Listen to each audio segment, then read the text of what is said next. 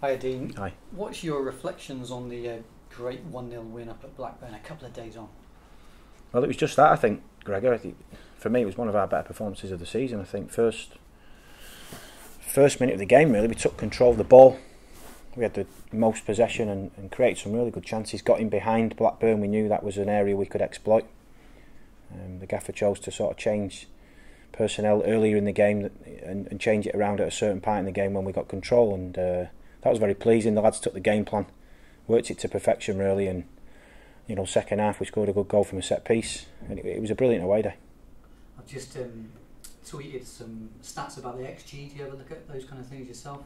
Of course. Apparently, Bristol City kept Blackburn Rovers down to the lowest XG of any championship team this weekend. So that's a phenomenal defensive effort, seeing as you were away from home against a good side, as you say there. So that must be very pleasing for you. Yeah, of course. I mean, a big part of our game plan always is, as much as we focus on ourselves, is looking at the danger men in the opposition. And I think Armstrong was on the back of a Player of the Month award. Bradley Dack's one of the best sort of attacking midfielders in the division. Danny Graham, very experienced, and we kept them quiet.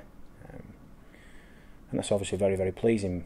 The defenders will take the credit for that, but I've said it before. It's an 11 men. The way we work without the ball, it's all 11 players. We've seen that when we don't do that well, we can be exploited. So the strength is in the group, and the pleasing thing, as I say, we went up the other end and got the goal that I think we deserved. I think we deserved to win the game, and it carries the run on. Yeah, and I'm guessing then that mood in the camp couldn't be much higher, and 8 wins in a row is pretty phenomenal. Great run that you're on. You've got to enjoy these times, I guess, right? Absolutely, of course. But at the same time, the mood's very, very good, as you say. But at the same time, we don't get too, we're not throwing parties down at the training ground just because we've won a few games. And equally, when you're on a run, you might be losing and drawing a couple of games. Everybody's not walking around, doom and gloom. I think one of our strengths this season has been our consistent approach, win, lose or draw. And at the moment, things are going well. The lads are taking the work we're doing on the training pitch into games. Everybody is contributing. I think we've seen again at the weekend, lads coming off the bench are contributing. Eros comes on, gets a goal. It's happened in recent weeks. So everybody's playing the part, and as I say, we move quickly onto QPR. Another tough game for us tomorrow. Yeah, that work on the training pitch you just mentioned there then. 5 clean sheets in 6. Can you give us a bit of insight maybe on what you guys are working on that's helped this defence improve so much on last season and basically be the second best in the league at the moment?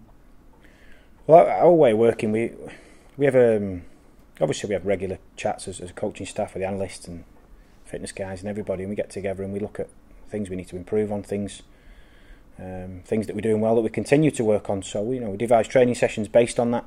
We have a staple amount of sessions that we consistently work towards, and then we throw some newer sessions in now and again. And as I say, that's a consistent approach. Them sessions are always challenging for the players. We always try and give them a few problems to solve in them sessions, so that come a match day, they're equipped to find the solutions for themselves. And we've got a very good group in that regard.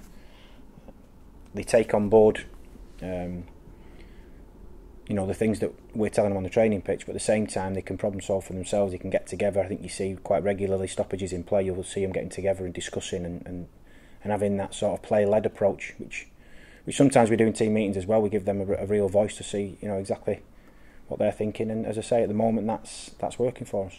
Does any one coach take responsibility for defence, or is that something that all the coaching staff? We sort of mix. I mean, recently the gaffer's been taking some defensive sessions, but I must say, but I think for the most part, Macca's in charge of sort of defensive set pieces. I'm in charge of attacking ones, and in general play terms, we sort of mix it all between us. Obviously myself and Macca were defenders by trade. Gaffer was a bit more of a flair midfielder, so we mix it between us. Fair enough. And QPR then next, they had a pretty crazy game at the weekend. Did you see any of that at all? Yeah, we did. Yeah, I think the last time we played them, they were on the back of a strange. I think it was 7-0. I think before that. So they've got a great manager, an ex-England international manager in charge. And yeah, the game at the weekend, they went 4-0 down at home, got it back. I think they got a goal back just before half time, and then they had a right goal. They changed the system at half time and got it back to 4-3, and obviously missed a penalty late on. So you'd imagine that although they've they've suffered defeat, their tails might be up on the back of that sort of response in the second half, and they've got some good players in the team. Obviously, we know Luke Freeman, what he can do with his left foot, Matt Smith as well, but you know, they've got more than that. They've got energy in the midfield. They've got some good players going forward, and our approach will be exactly the same. Again, we look at the opposition and then we try and work out a way to beat them. How's the squad looking at the moment? We're okay. It was a very light session this morning. As you can imagine, we've had a lot of games recently, and you know, we had a good sort of meeting, sort of half an hour this morning, going through the Blackburn game, looking at a lot of good stuff, but also some improvement things that we feel we can still improve on. And then we did a light session on the grass, and we didn't do too much, a little bit tactical, and as I say, we'll see how the boys are for tomorrow. How far away is Corey Smith? Because it sounded like, from what Lee said the other day, that he might have had a setback. I think having been through a few of them myself, I think when you have a long-term injury, there's always the first thing you want to realise as a player, as soon as if it's an operation, for example, you'll come out of the anaesthetic. How long am I going to be out for? So all you just want some light at the end of the tunnel so you can work towards a goal.